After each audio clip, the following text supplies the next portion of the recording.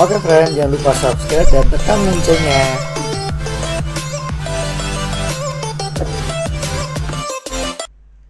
Kita lanjut lagi, nilai minimum dari fx sama dengan 2 cos 3x adalah berapa? Kalau mau cari nilai minimum atau maksimum, kita nyari nilai stasionernya sebenarnya. Kalau kita turunkan sama dengan 0 ya, itu syarat untuk stasioner. Kita turunkan aja, berarti ini 2 dikali turunan cos 3x adalah min 3 sin 3x gitu ya, sama dengan 0 gitu ya. Nah, sekarang kita lihat di sini jadinya minus 6 sin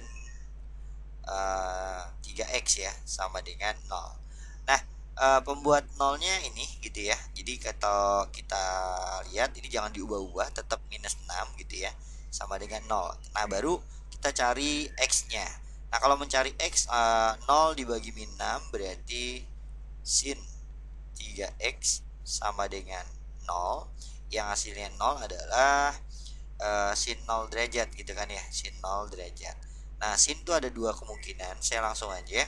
Berarti 3x sama dengan 0 derajat ditambah k dikali 360.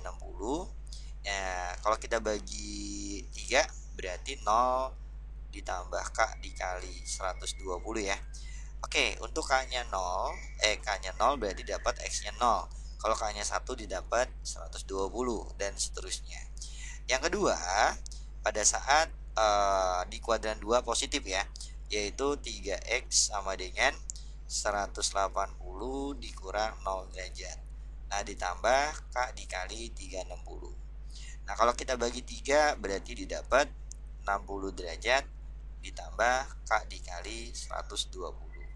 Pada saat k-nya 0 didapat 60 derajat, pada saat k-nya 120 tambah 160 dapat 180 dan seterusnya. Nah, kalau kalian mau buat garis bilangan juga boleh sih ya. Kalau kita buat garis bilangan dimulai dari 0 derajat, terus 60 gitu kan ya. Terus berapa lagi? 120, terus 180 deh gitu ya. Nah, dari sini kita ambil sembarang nilai x ya. Kita ambil misalkan aja 30 deh, 30 derajat. Nah, kita masukkan pada saat yang hasil turunannya ini ya. Nah, kalau kita masukkan ke sini gitu kan ya. Selalu yang ke sini ya, jangan pada saat yang di sini. Karena nilai minus ini mempengaruhi, oke? Nah, sekarang kalau kita masukkan di sini 3 kali 30 90.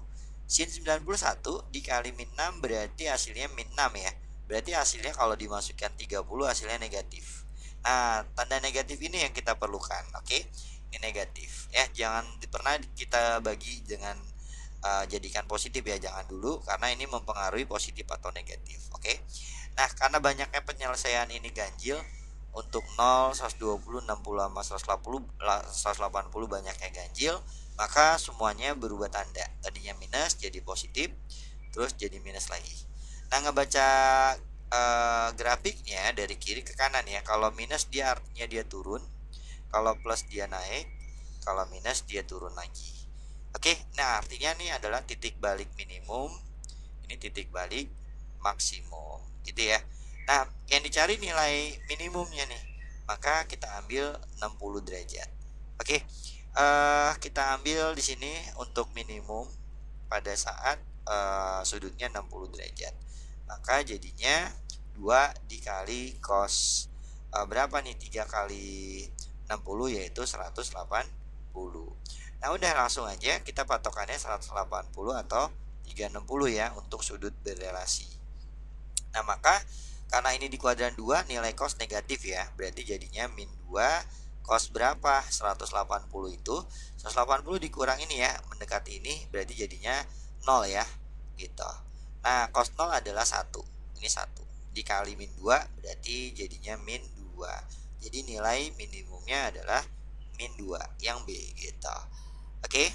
Nah, kalau mau langsung sebenarnya bisa juga sih, karena bentuknya dibentuk umum nih gitu.